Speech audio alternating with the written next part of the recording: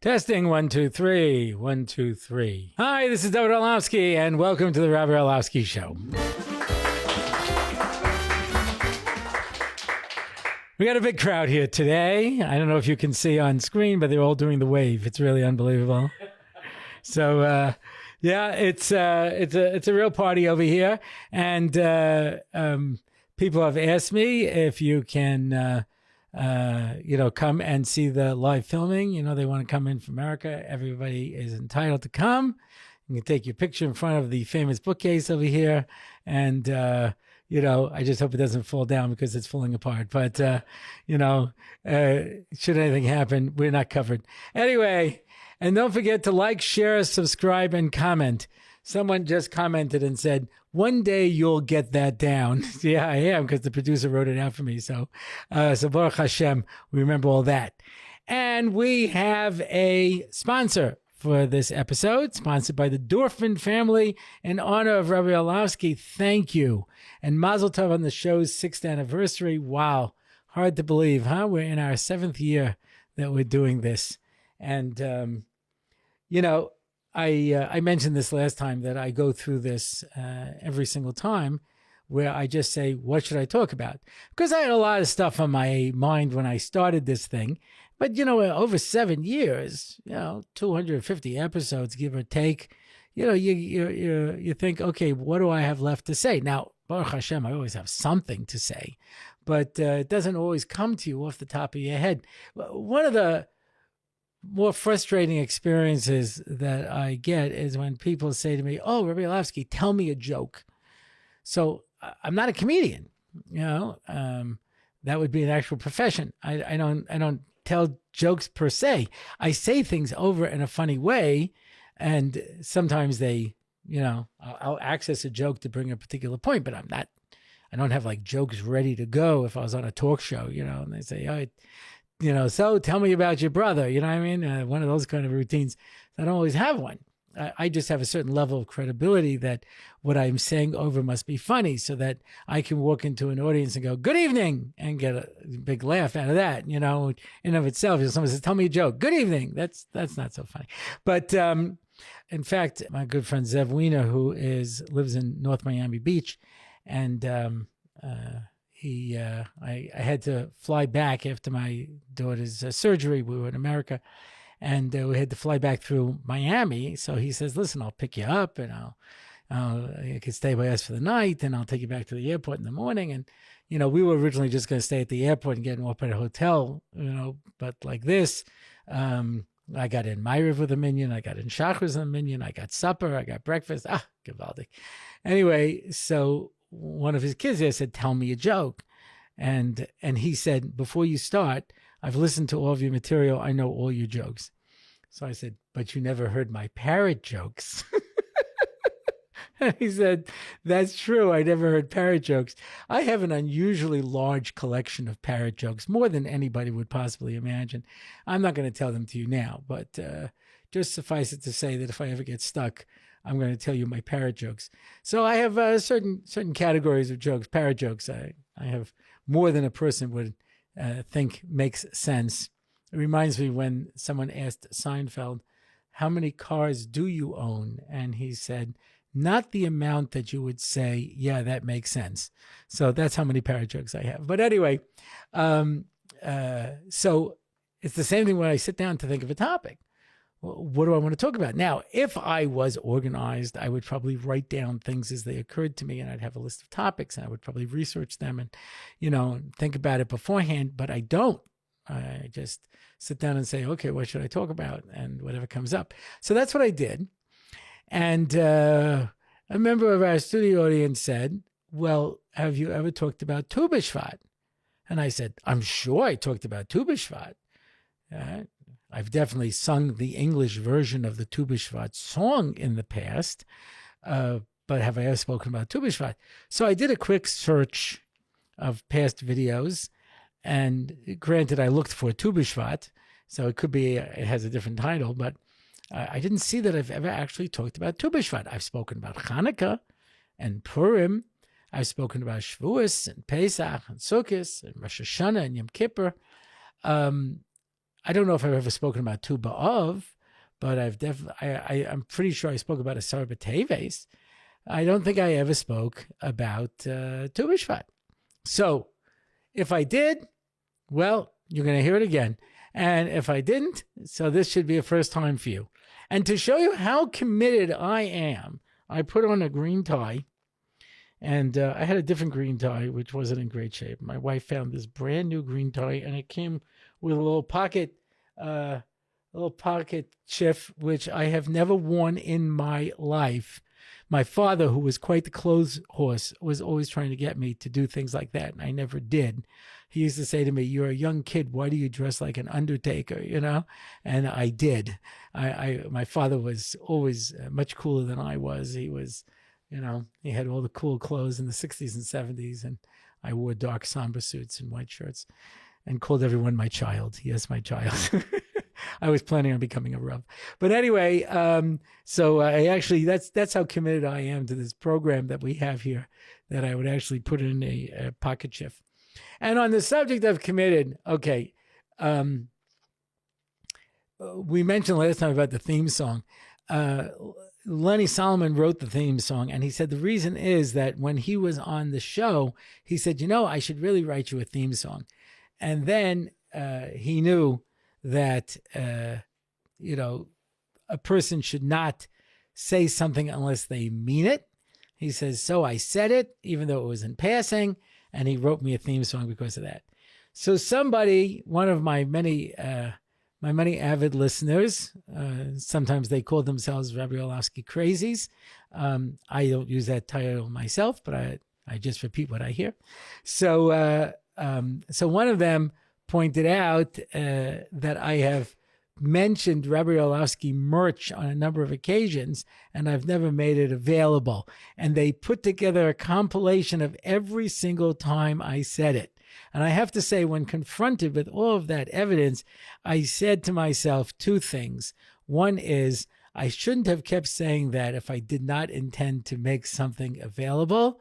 And also, there are people who have too much time on their hands. Why are you collecting every time I ever mentioned merch on any of my podcasts? But I guess if I'm going to be a man of my word, and there is no evidence so far that I am, but I guess we will have to look into actually making some merch available to people, since I know there are people who have been asking me for the Rabbi Orlofsky mug.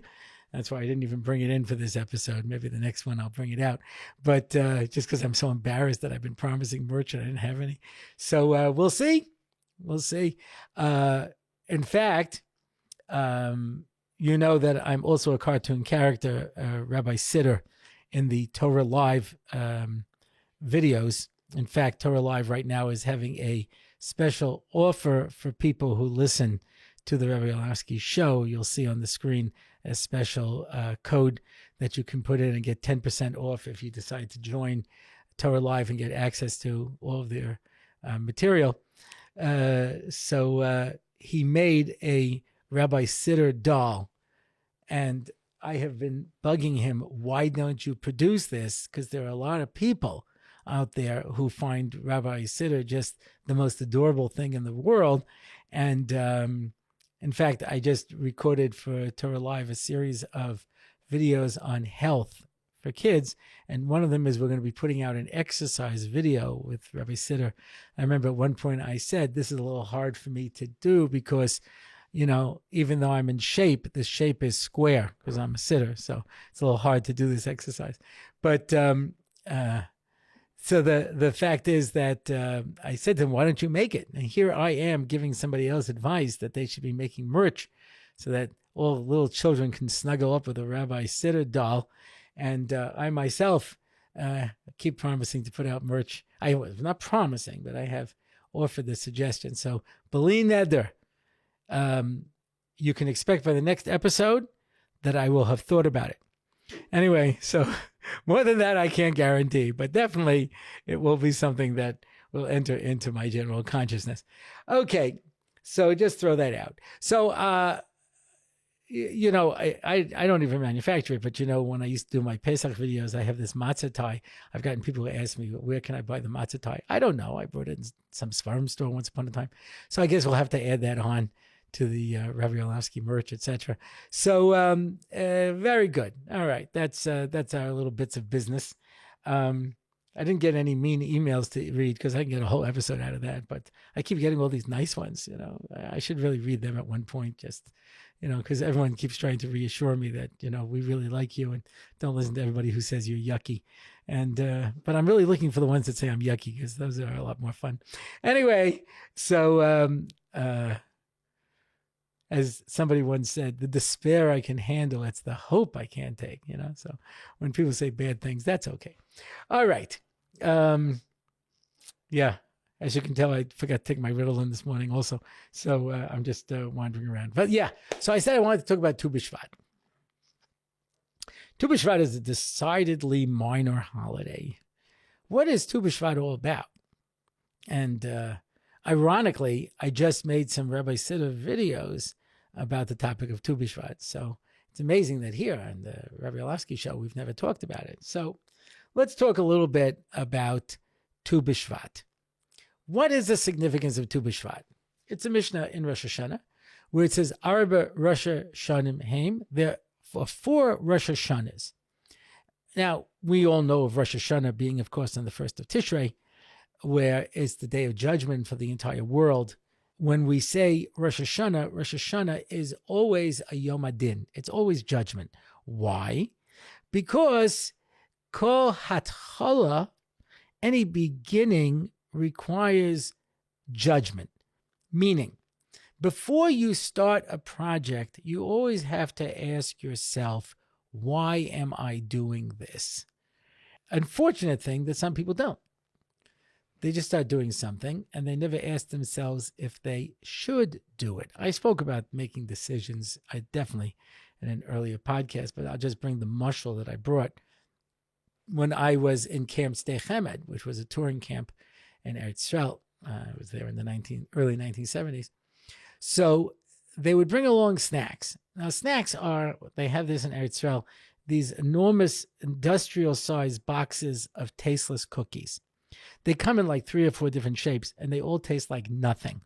The closest an American can imagine, if they still make it, I don't know if they still make it, they used to make the Stella D'Oro assorted mix cookies. It was like, 12 different types of shapes and colors of cookies, and they all taste exactly the same, like sort of like kichel, but not quite. Doesn't have the same flavor. But the only one people still know today are the Swiss fudge cookies, because they put a little chocolate in them. But imagine the Swiss fudge cookies without any fudge in it. So that was what Stella D'Oro made. And very often you'd go to a shul for Shalashudis, and they would always put a box of the Stella D'Oro assorted cookies that were 35 years old. They had bought it when the shul first started, and nobody eats them. Every now and then someone comes and tries one, and they're like, well, why are we eating this, And that's why it lasts a very long time. It's also very economical from that point of view. You can keep putting out a box of cookies, secure that no one's going to eat it. But anyway, so they have these giant boxes of cookies, and, these are teenagers out on a tour, hungry, because they bring around boxes of cookies. I've eaten some of these cookies, and they're impossible. They right away turn into powder. They disintegrate into powder, and you can't even swallow it. It gets stuck in your mouth, and you're like choking. The only substance known to man that can wash this away is petal, and that's why they serve petal. Petal, for you who are unfamiliar, in England, I think they call it squash. It's basically this sort of like syrup that you add to water and make, think of Kool-Aid, but made in Chernobyl after the nuclear explosion. And that was what petal is. This stuff is like, it's one of the reasons Israelis are the way they are, because they drink petal, and so it just does something to your brain, So this is the only thing strong enough to wash away this stuff. So you eat this stuff. They're totally tasteless. They're turning to powder in your mouth. They're horrible. But the guy goes around with the box of cookies when we have a stop. Says, "You want a cookie? Sure. People take 2 or 3. There's plenty of them, Everybody's taking cookies. And the guy comes to me, says, "You want a cookie?" And I said, "No." He wasn't even able to process the answer. So he just says again, "Do you want a cookie?" And I said, "No." And he said, "Everyone eats a cookie." And I said, "They are totally tasteless. They turn to powder in your mouth and I choke on them. Why would I want to eat them?" And the people around me are all nodding. Yeah, they are terrible cookies. And the guy just shrugs and goes to the next guy. "Want a cookie?" And the guy says, "Sure." And he just takes them, because most of the time we do things mindlessly. So sometimes we start on a project without asking ourselves whether or not this needs to be done or not. Why am I doing this? And so that's why before you start anything, you have to first ask yourself, before I ask how I should be doing this, the question is, should it be done at all? Is it necessary? I live in Har Nof. If you've ever been to Har Nof, there's a street there called Rojin. I used to live in Rojin. And, most of Har Nof is, I can't really say hilly. Kew Garden Hills is hilly. This is mountainous. You need equipment to get from one side of the neighborhood to the other, If you're at the bottom and you look up, it looks like the land of Oz, up there on a mountain, and you're counting, going up to see the gods on Mount Olympus. It's just unbelievable, There used to be this staircase going from Scholzen up to Agassi, where I lived. I counted it, 212 steps.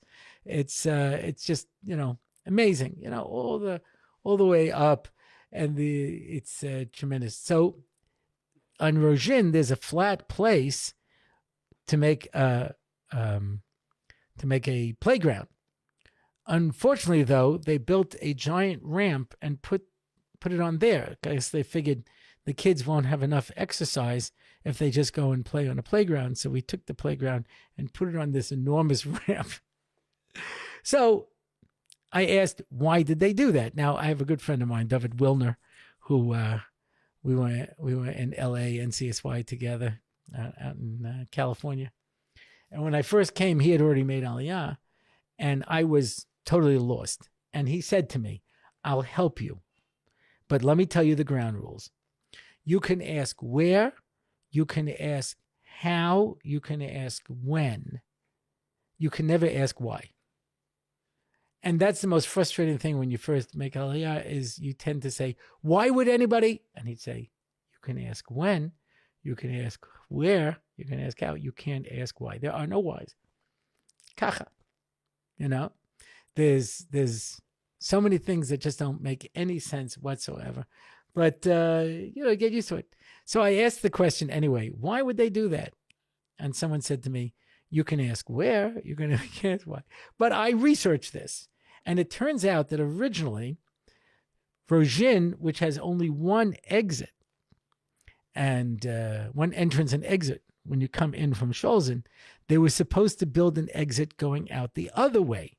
So that, for example, when they built Supersol supermarket, which is now called Yesh, they said, but the trucks cannot enter through Rojin because it'll block the traffic when the trucks are coming.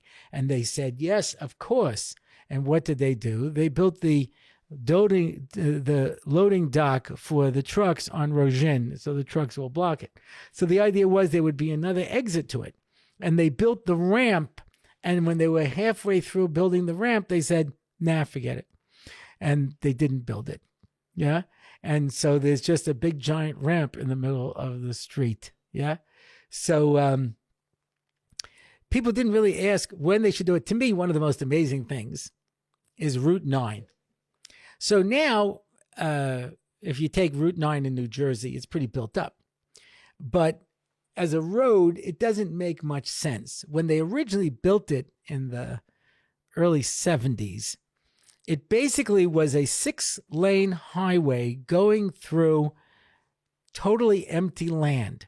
It was a totally unnecessary highway that basically takes you from the Outer Bridge crossing from Staten Island all the way down to a rundown resort former resort town called Lakewood, New Jersey. Now it's a big, giant place. But back then in the early 70s, when Rav Aaron found the yeshiva, he took it because he said, no one will want to live in Lakewood, New Jersey. So the yeshiva will be able to stay in a nice, quiet area without any people around. Yeah. Now, as Dr. Phil likes to say, how's that working out for you? Anyway, but that was the original plan, right? And they built this 6-lane superhighway, and as soon as it hits Lakewood, it turned into a 2-lane country road. And they said, why in the world would anyone have built this highway? It made no sense. So apparently what I read once upon a time was they were actually planning on developing Atlantic City already into a gambling mecca. And they had built this giant highway to get there. And after they had reached that far, they decided to go with a different route. So they built this whole 6-lane superhighway for nothing. That's really something you should think about beforehand. And that's why people embark on projects without really thinking about it. But whenever you do something, you have to first think about it. Sof ma'aseh b'machshava techila. Before you do something, think about it, or what they call make a preliminary study. Before you build a highway, see whether or not anyone needs this highway. Before you develop a new product, figure if anybody wants your product.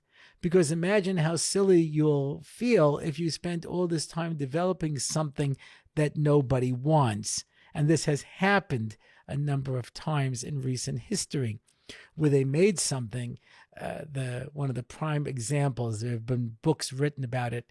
Ford made a car which he named after his son, Edsel. And today, the Edsel is the byword for a project that is a dismal failure. They made this car with everything that they thought people would want. The only thing they didn't do is find out if anybody wanted it. And it became a terrible clunker. Nobody bought it because nobody wanted it. As first, you should find out whether or not anybody wants it. Sometimes you develop something that is so expensive that it's just not marketable. Nobody's willing to pay that amount of money for it until you can figure a way to make it, less expensive. Nobody's going to buy it. So you have to first think.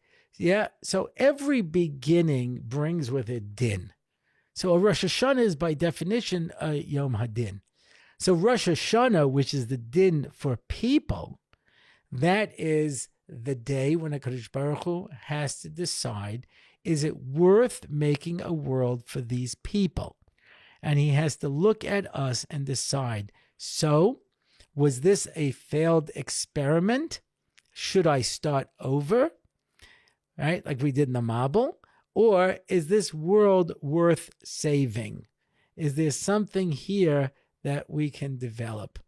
And that's why I've always said this, whenever you start off, you have to decide why I'm doing this. Or as I like to say, definitions. And I've told this story before. I was giving a vad to guys in the Mir about dating. They asked me to give a vad about dating. And the first question I started with was, why should you get married? And not one guy could give me a coherent answer. And I said, you understand, you guys are already dating. It's just dumb luck that you didn't find somebody you like already and get married. And you would have gotten married and have no idea why you should get married. And don't feel bad. You can ask people who've been married for 10 years. They can't answer the question either. So why should I get married? And when you ask those kind of questions, when I used to teach in seminary, I ruined a lot of girls because I taught them how to think. And it's a disadvantage in our world today if you think, So like a girl would go out on a date and the guy says, I want to learn long term. And she'd say, why? And he was like, what?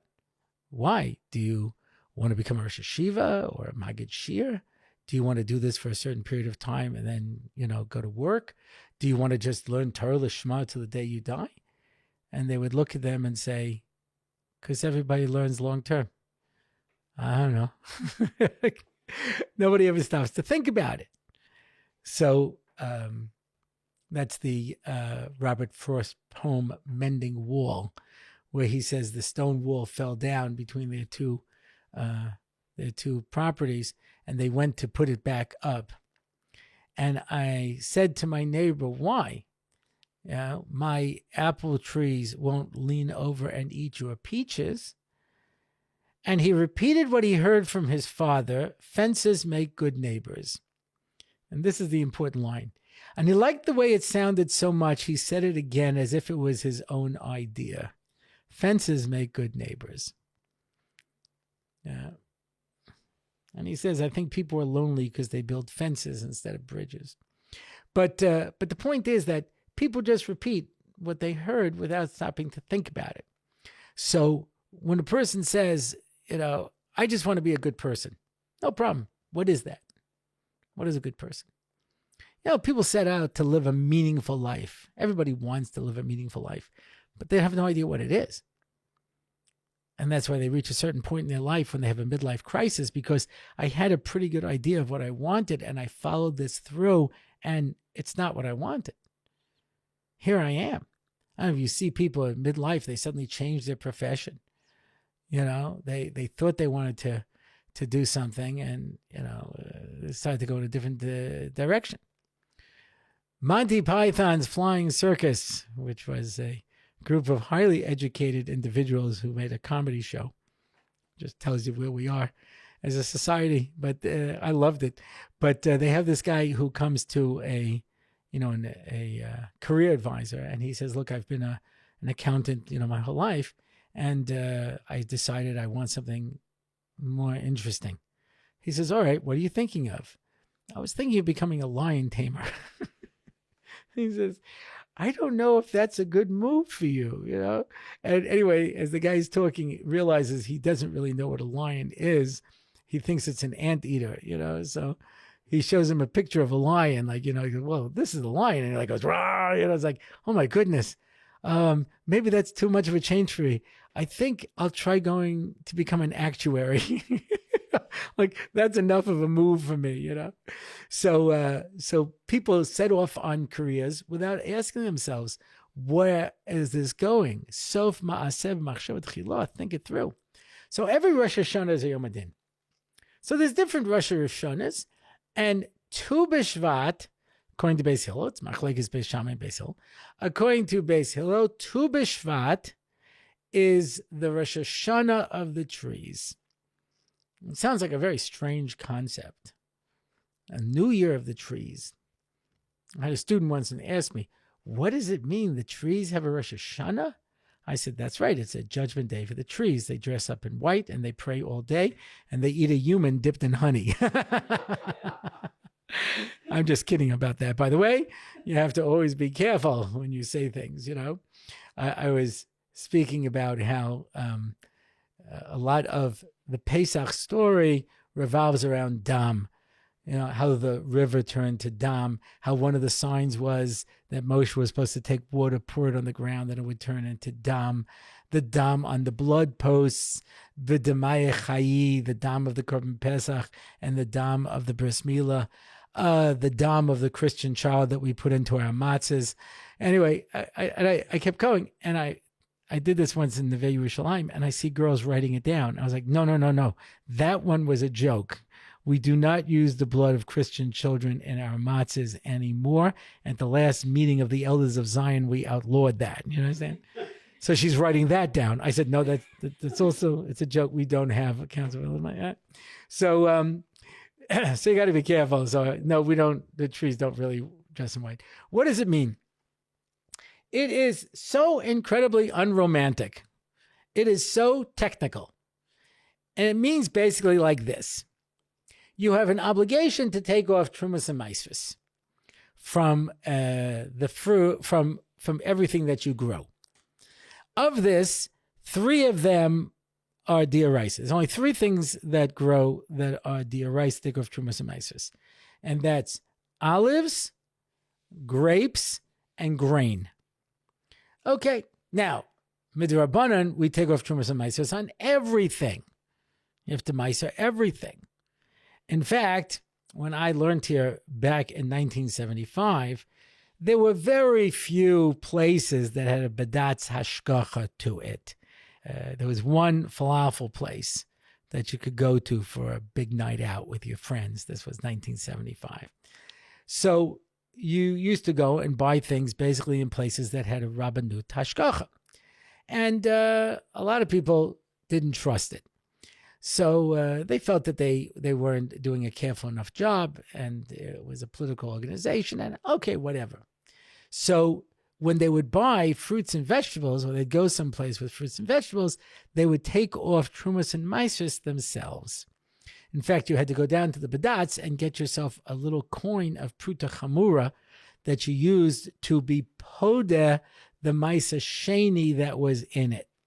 And you'd have to put down your coin and the food, and there was a little thing that you said, and you transferred you designated some of this food as maisa sheni, and then you would podeh it by putting it on the coin, and you could only use the coin for X number of times. I think it was like a 5 lira coin, and it worked for a certain number of times. Then you had to bring it back to the badatz, and then they had to transfer all the pruta chamuras out of it, and then you could use it again. It was a very interesting process. And people would, take off their own trumas and maasros. Now, you're buying cucumbers and tomatoes, midiraisa, you don't have to maisa those things. It's midirabbanan. So now, how do you figure when to take off the trumas and maasros? Meaning, there's a din in the Torah that you cannot take off from this year's crop for next year's crop. So, I harvest some of my grain in Elul. I harvest some of my grain in Tishrei. I want to take off trumas and maasros. I cannot mix the two of them together and take off trumas and maasros. I have to take off last year's by themselves and this year's by itself. Therefore, I have to know what is the date of the cutoff, and the answer is Rosh Hashanah, Aleph Tishrei. That determines what the Rosh Hashanah is for each one of those. There's a machlekes when I have to take off Maisa Behema, 1 out of every 10 animals that were born this year. Do I have to do it in Rosh Chodesh Elul or Rosh Chodesh Tishrei? They'll argue. So that's Maisa Behema. So the animals that were born before Rosh Chodesh Elul or after Rosh Chodesh Elul, I have to Maisa them separately. What about fruit that grows on a tree? And like I mentioned, 2 of these are dioraisa, grapes and olives. Not to mention apples and pears and peaches and plums, and all those other kind of things. It does not go by Rosh Hashanah because it goes by fruit, regular vegetables that you pick, grain that you harvest, goes by the time of the harvesting. Meaning, it doesn't matter when my tomatoes ripened. It doesn't matter when my grain ripened. It matters when I harvest it. That's considered the year for trumas and maasros. So for everything, it goes by Rosh Hashanah. But for the fruit of the tree, it doesn't go by when you pick it. It goes by the chanota. What is the chanota? Well, if you've ever seen a fruit tree, you know first they blossom. You, of course, know that halacha because on Rosh Chodesh Nisan, you're supposed to make a bracha on the fruit trees that are flowering. And if you don't do it immediately on Rosh Chodesh Nisan, you can do it other times. If you subscribe to the Hamodia, in the picture section, you'll always see pictures of various Rebbes and Rabbanim going out on Rosh Chodesh Nisan and making the birchas Ilonos on the flowering trees. Those are the flowering trees. After the flower falls off, it forms a bud, and the bud develops into a fruit, which is known as the Abbot. I'm just kidding. That's Bud and Abbott Costello. Okay. Thank you very much. I'll be here all week. Anyway, but no, that's called the little bud. Once it forms a bud, the bud now is going to ripen into a fruit. Yeah. So from the time that the bud forms, that's where it goes. But the cutoff date by trees is not Rosh Chodesh Tishrei like it is for everything else. It goes by Tu B'Shvat.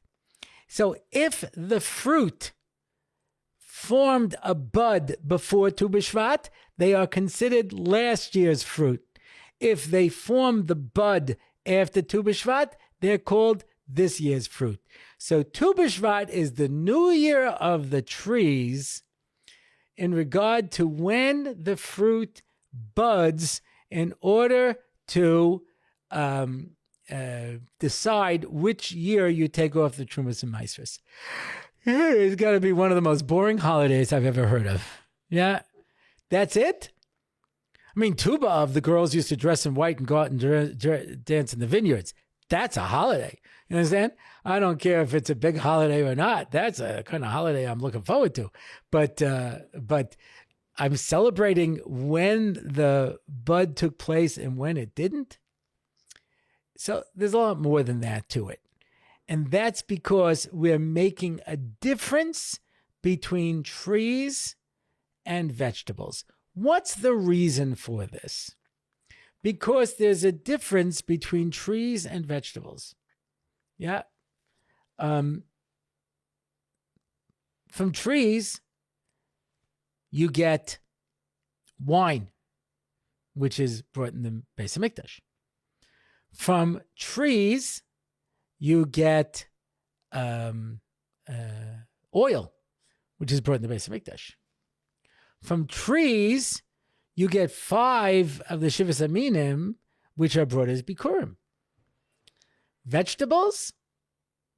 Okay, wheat is made into flour, which is brought in the Beis HaMikdash. Grain has a special status. But vegetables? Tomatoes, cucumbers, lettuce, carrots, radishes. They don't have any special status. Yeah. They're important for good health. They're filled with micronutrients, particularly cruciferous vegetables like broccoli. Yeah. So they give you a lot of nutrients that you should be having. Does it sound like I'm spending too much time on the topic of vegetables? Yes, I am. Why is that? That's because I'm pretty sure I told this story already, but since it's such a part of my life, I don't mind repeating it. About 11 years ago, I had a heart attack and a double bypass. And about 1.5 years ago, I had 3 stents put into the other artery. It was a very long procedure. And then one of them closed up, and I had to go back in before Sukkot and have another procedure. And afterwards, when I met with the doctor who had performed the angioplasty, he said, "Look, I'm running out of options. We're not going to open up your chest again. There's no more room for any more stents. And the other 2 stents I can't operate on. So you better do something. Yeah. You better change the way you're eating, get your diabetes more under control, and do something. Alternatively, don't start any long books." So I had been on a diet some years ago on a dare. My personal trainer basically dared me to do it. And it's called the Dr. Furman diet, where you basically eat vegetables, nuts, seeds, and beans, legumes, and a little bit of fruit. That's it. No meat, no chicken, no dairy products, no fish, no oil, no salt. Yeah. And he claims that he has studies that prove that it actually reverses arteriosclerosis. It can actually clean out your arteries. So I went on it on a dare, and I stayed on it for the summer. And then Rosh Hashanah came, and I was like, I'm not going to have all the Rosh Hashanah foods. Please, there's simon, for bracha. So I ate all those foods, and then I continued eating them for the next several years without any break. Anyway, so I have always said to myself, I mean to go back onto this diet, much as I say, A person sent me an email where it says, I miss going to the gym today. That makes 4 years. So I mean to go back on it. But this was desperate, and I went on this diet. And he stresses the value of eating vegetables, particularly cruciferous vegetables, because of the micronutrients. And he points out that very often people who are overweight are in fact starving, because the garbage food that they're eating doesn't have the nutrients their body needs. And so their body is starving. That's why it tells you to keep eating, because they're hoping maybe just by mistake you'll have some broccoli. You know what I mean? It might go in the beef and broccoli that you had in the Chinese restaurant, something, and get some nutrients into your body. So I went on this diet and I lost 25 pounds. And it doesn't make any sense. And like a relatively short period of time. And I think it's because my body was listening when the doctor was talking. And the body says, listen, between me and you, I don't care if you're fat. It's inconvenient for you. You have trouble tying your shoes. You have to buy your shoes, your clothes in the big men's department. I don't really care. But now I'm going to die. Uh-oh, we better get serious. And so I think my body just decided on its own, listen, you eat the vegetables, I'll take care of the rest. So I have this. It's interesting. The Rishalmi says that you're not allowed to live in a town where they don't have vegetables. You have to eat vegetables, And one person said to me, look, animals eat vegetables and I eat the animals. It's just more an efficient system, but it doesn't really work that way. You have to actually eat the vegetables. So they're healthy for you, but you don't find that they have religious significance. Trees have religious significance. Let's take it a step further. The Ramban asks, why was Gan Eden called Gan Eden when there were only trees? When you have only trees, it's called the pardes, an orchard. When you have vegetables, it's called a ginah. That's a garden. Why is it called Gan Eden? And he says, because in the good old days, trees were not planted in rows. They just grew wherever. You can see sometimes when you go around Eretz Yisrael and you come to an olive orchard, the trees are just all over the place. I saw it in Spain as well. They just, wherever they grow, they grow. They're not planted with that kind of forethought. But vegetables, which you're going to harvest over and over again, you plant them in rows, right? And so Gan Eden, even though it was a place of trees, was called a Gan because it was planted in rows. So you see that Gan Eden is all trees. And interestingly enough, Gan Eden, which is not only a term that we use for paradise, where Adam and Chava were put, but we also refer to Olam Haba as Gan Eden. Isn't it interesting that Olam Haba is described as a place of trees, as was paradise in this world, a place of trees? Wait, it gets better. There's something else that's called a tree. Eitz Chaim hi lamachazikim ba. It is a tree of life to those who cling to it. The Torah itself is called a tree. There's another thing that's called a tree, because although Eretz Yisrael is referred to as Eretz Zavas Chalav Udavash, a land flowing with milk and honey, it has another designation in Parshas Ekev. Eretz Chita Saira Gefen Teina Virimon. Right? It is called the land of the Shivas Aminim. Eretz Yisrael is defined by the 7 species. Now, granted, 2 of those are not trees per se, right? Wheat and barley. But the other 5 are, of course, fruit. And that's why the Shivas Aminim are wheat and barley, dates and figs, grapes and olives. And it's amazing how often people forget the 7th, because it doesn't have a pear. You understand, wheat and barley, they're both grain. You understand? Grapes and olives are both used to be squeezed to make stuff out of. Figs and dates, they sound alike, ta'ena and tamar, People sometimes even have to remember. So you say, I remember Tamar as a date because I went out on a date with Tamar. So that's how I never went out with ta'ena, But figs and that kind of thing. But people forget pomegranates. Doesn't have a buddy, Rimon. Lahavdil, it's the same problem when they try to remember the seven dwarfs, So remember Dopey and Doc, one smart, one stupid. You remember Happy and Grumpy, right? They're the opposites. You remember Sneezy and Sleepy because they both have serious conditions. And people forget Bashful. He's the Rimon of the seven dwarfs. Anyway, so it's defined by these fruit.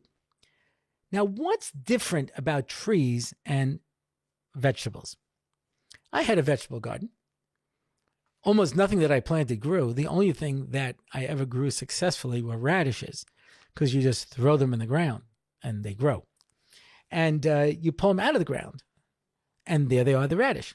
Now, you could pull it out of the ground like in a couple of days, and there'll be a radish. It'll be a very small radish. If you leave it longer, it'll turn into a bigger radish. And the same thing is true with carrots. You throw it in the ground, you can get a little carrot. Leave it longer, you'll get a bigger carrot.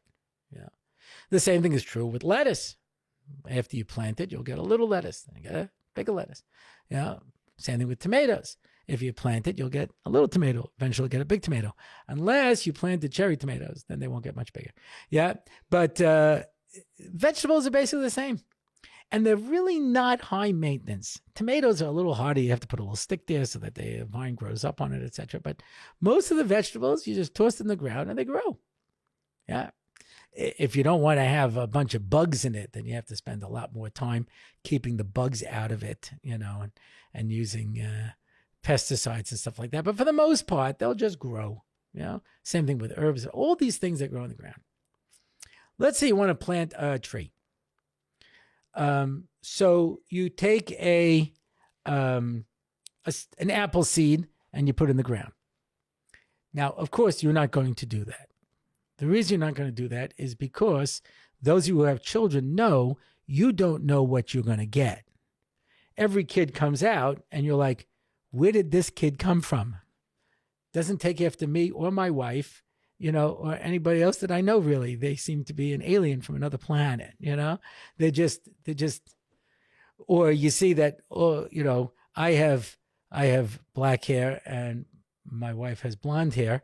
So by statistics, a quarter of our kids will have blonde hair and the rest of them will have black hair. And then I get this one redhead. Where did that come from? And we have to go back in the family and hopefully we'll find someone with red hair. Otherwise, we have to check the neighbors. But, where did it come from? Why? Because there's all kinds of genetic possibilities and all kinds of recessive genes. So they never plant apple seed because you don't know what you're going to get. They're constantly crossbreeding trees till they get fruit that's going to have the right taste, the resistance to disease. So when they want to plant another tree, they actually cut off a branch and stick it in the ground. So it's basically cloning the tree. That's the way that they do it, right? So some people are thinking about that. So I'll have a kid, I could just clone myself and all my kids will be just like myself. And that's just too frightening for the entire world to consider, as it is. It's bad enough that there's one of me.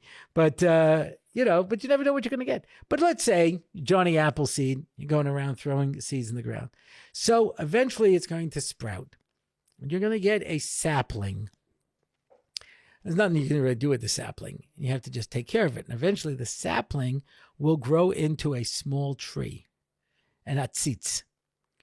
So you think, oh, I forgot what kind of a tree I planted. I'll take a little bite from it. And you'll find that it has a distinctive woody taste. It just tastes like a piece of wood. A peach tree, the wood doesn't taste like a peach. A plum tree doesn't taste like a plum. That, by the way, was one of the things that Kadosh Baruch Hu was upset with the trees. I told you that the trees should taste like the fruit. This way, when I plant a bunch of trees, I know what I have there. Instead, I have no idea what's there. I just have to keep taking care of the tree until it grows to the point that it produces fruit. That's a long wait. It takes a lot of effort to get fruit off of a tree. Forget about the Gemara with Choni Amagal, where he sees this guy planting a carob tree. And he says, it takes 70 years to get fruit from a carob tree. And the guy says, I know, but when I was born, there were already carob trees, which means somebody planted it with me in mind. So I'm going to plant this for the next generation. So Choni Amago goes to sleep. And unbeknownst to him, he wakes up 70 years later. Yeah. Somebody asked me a question once, who's the biggest, and by the way, eventually he goes to the Beis Medrash and nobody believes that he's Choni because Choni lived 70 years ago. And there's nobody alive that's on his level to learn with. So he davens that he should die, and he goes back to sleep and passes away. Somebody asked me once, who's the biggest yeshiva guy, Choni Amagal or Avram Avinu?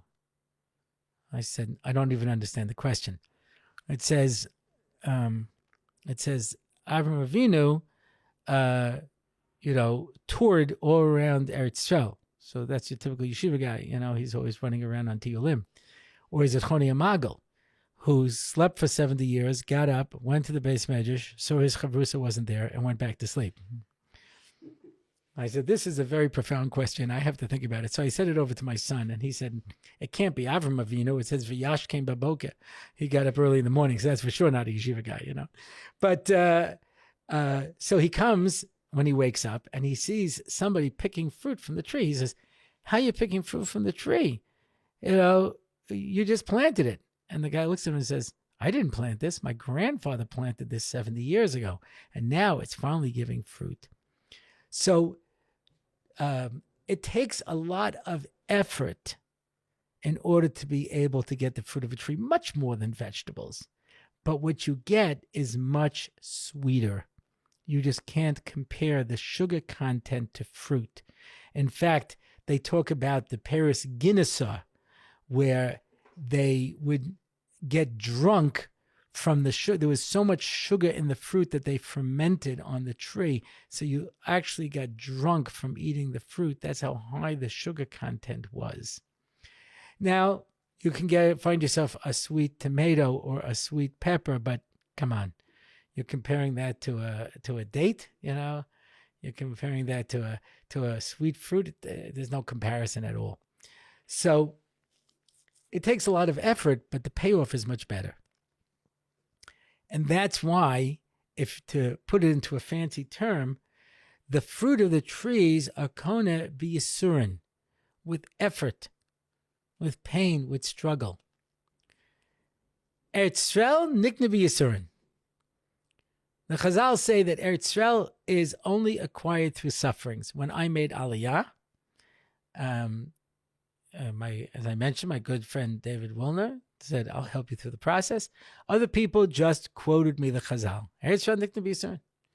Why am I going through this? I said, yeah, but they don't have to add to it.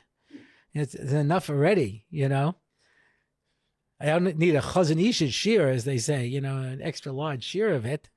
But Eretz Yisrael nikna b'yisurin. Now, the truth is that today you can't compare it. There were people who walked from Russia to Eretz Yisrael.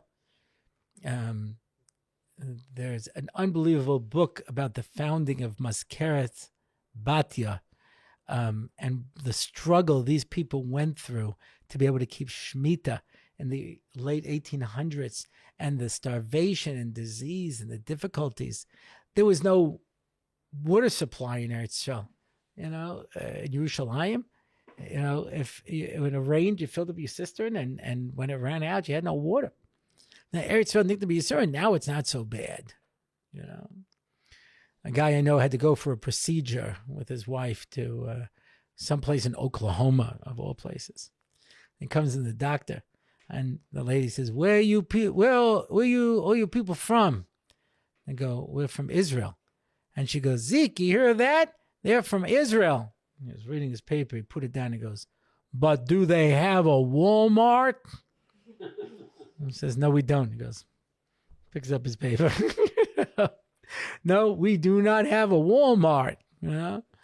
And but we do have an Oshahad. In fact, we exported that to America. That's bingo. It's really Oshahad. So there you go. But anyway, the Eretz Nikne B'Yisurin. Torah Nikne B'Yisurin. Somebody said once at a bris, Kishevish Nicholas the bris can you kind of a Torah chuppah masam tovim. Says, how do you go into a bris? All dressed up, carried on a pillow, surrounded by friends and family. It looks so nice.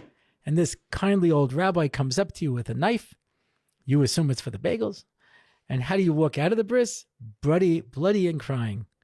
He said, Kachi kanis a Torah chuppah masam tovim. He says, and he told the story about this little boy is walking with his father, and he sees his Rebbe. And the Rebbe says to the little boy, do you love the Torah? And he says, no, Rebbe, I hate the Torah. And his father gets upset. He says, no, he's right. When we start out the kid, we put a little drop of honey on the page, but that's the last time. Torah niknis b'Yisurin. Yeah, as it said in parshas Yisro. V'saged l'bnei Yisrael dvarim koshin kigidin. It's hard. It takes effort. It takes yigiyah. Yagata umatzasa mehemna. If a person says, I struggle with the yigiyah with effort, believe them. But if he says, I got the Torah without effort, don't believe them. It's not possible.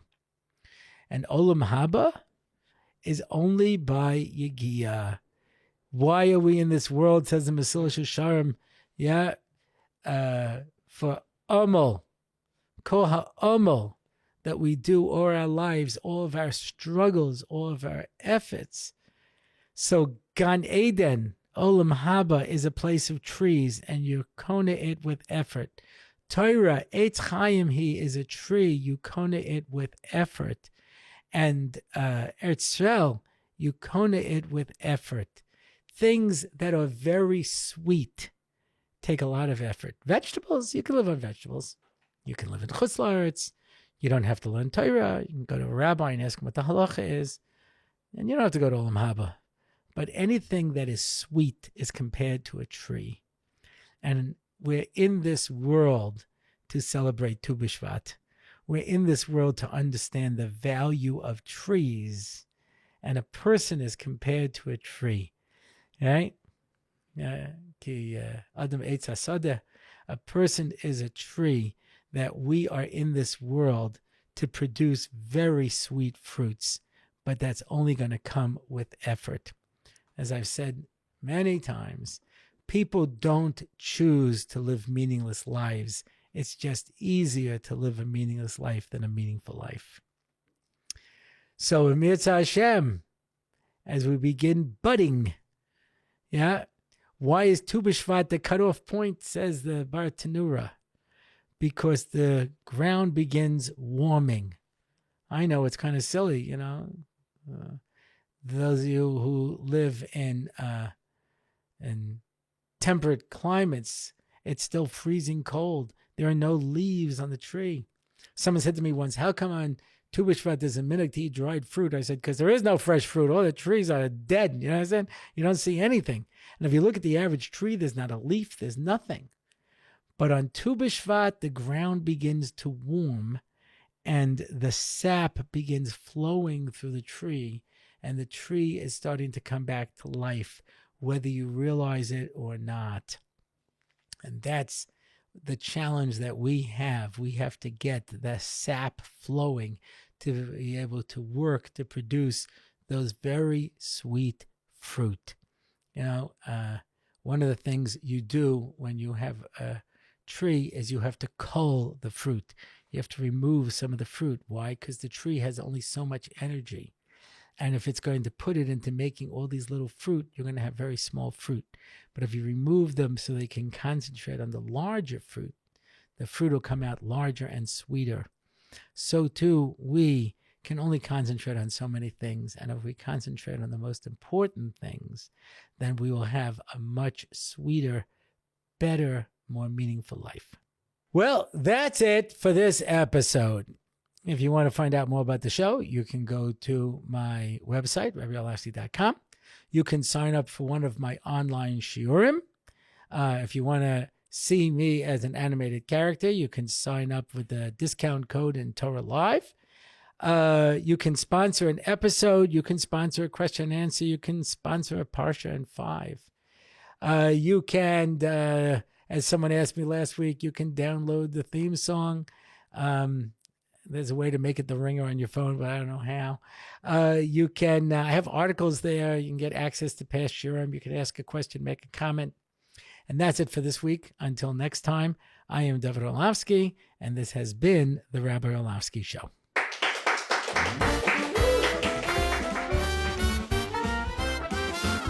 It's the Rabbi Orlofsky Show. Torah and Simcha, ready to go. It's the Rabbi Orlofsky Show. Knowledge and wisdom will help you grow. Lots of fun in every episode, and we don't have to rhyme. No, we don't. It's the Rabbi Orlofsky Show on RabbiOrlofsky.com. Torah, anytime, YouTube and more. It's the Rabbi Orlofsky Show. Torah and Simcha, ready to go. It's the Rabbi Orlofsky Show.